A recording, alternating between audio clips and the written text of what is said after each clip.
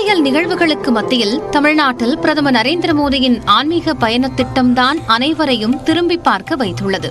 இதற்கு காரணம் இந்தியாவில் உள்ள 12 ஜோதிர்லிங்கங்களில் ஒன்று ராமேஸ்வரம் ராமலிங்கம் என்பது மட்டும் அல்ல. அயோத்தியுடன் தொடர்புடைய ஸ்ரீரங்கம் அரங்கநாத சுவாமி கோயில், ராமேஸ்வரம் ராமநாத சுவாமி கோயில் என ஒவ்வொன்றையும் பின்பற்றி பிரதமர் பயணத்திட்டம் வகுத்ததுதான். ராமர் தன் பிரம்மஹத்தி தோஷம் நீங்க ஈஸ்வரனை வழிபட்ட இடமே ராமேஸ்வரம் என்பதுடன் ராவணவதத்திற்கு பிறகு அங்கிருந்த ஜடா தீர்த்தத்தில் நீராடியதாக கூறப்படுகிறது. ஆகையால்தான் ராமேஸ்வரத்தை புண்ணிய பூமி என்று வர்ணிக்கின்றனர் ஞானிகள். ராமாயணம் எவ்வளவு பழமையானதோ அவ்வளவு பழமையானது என்கிறது ராமேஸ்வரம் ராமநாத சுவாமி கோயில் தல வரலாறு. மேலும் ராமேஸ்வரத்தில் உள்ள 23 தீர்த்தங்களிலும் நீராடுவது உலகில் உள்ள சகல புனித தீர்த்தங்களை விடவும் மேன்மையானது எனப்படுகிறது. ஆகையால்தான் காசிக்கு செல்பவர்கள் முதலில் ராமேஸ்வரத்திற்கு சென்று வழிபடுகின்றனர். அங்கிருந்து ஒரு பிடி மணலை கொண்டு சென்று கங்கையில் கரைப்பதை வழக்கமாக கொண்டுள்ளனர். அத்துடன் ஆதி சங்கரர் வகுத்தளித்த சார்தாம் என்கிற மோட்சத்தை அடைவதற்கான வரையறையில் இந்தியாவில் உள்ள 4 கோயில்களில் ஒன்றாக ராமேஸ்வரம் கூறப்பட்டுள்ளது.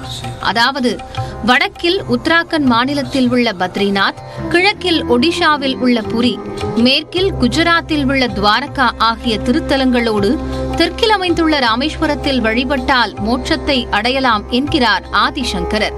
ஆனால் புரி மற்றும் பத்ரிநாத் ஆகியவற்றில் சங்கராச்சாரியார்கள் பிரதமர் மோடி அயோத்தியில் தனது கைகளால் சிலை பிரதிஷ்டை செய்ய எதிர்ப்பு தெரிவித்த நிலையில்தான் ராமேஸ்வரத்தில் அவருக்கு உற்சாக வரவேற்பு ஏற்பாடும் களை கட்டியது.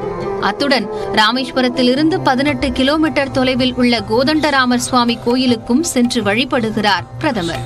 இது ராவண வதத்திற்கு பிறகு அவரது தம்பி விபீடனனை இலங்கை மன்னனாக ராமர் பட்டாபிஷேகம் செய்து வைத்த இடமாக கூறப்படுகிறது.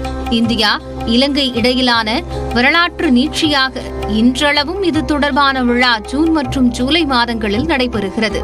அப்போது ராமேஸ்வரத்திலிருந்து தங்க கேடகத்தில் விபீடனன் கோதண்டராமர் சுவாமி கோயிலில் எழுந்தருளச் செய்வது நடைபெறுகிறது. ராமேஸ்வரம் கோயிலுக்கு வடக்கே சுமார் 2.5 கிலோமீட்டர் தொலைவில் உள்ள கந்தமாதன பர்வதம், இதில் ராமர் பாதம் உள்ளது. இங்கிருந்து பார்த்தால் தீவின் அழகிய தோற்றத்தின் சில பகுதிகளை காணலாம். இந்த நிலையில் தனது ஆன்மீக பயணத்தின் ஒரு அங்கமாக இங்கிருந்து புனித நீரையும் பிரதமர் கொண்டு செல்ல உள்ளார். நியூஸ் 8 தமிழ்நாடு செய்திகளுக்காக வரலாறு சுரேஷ்.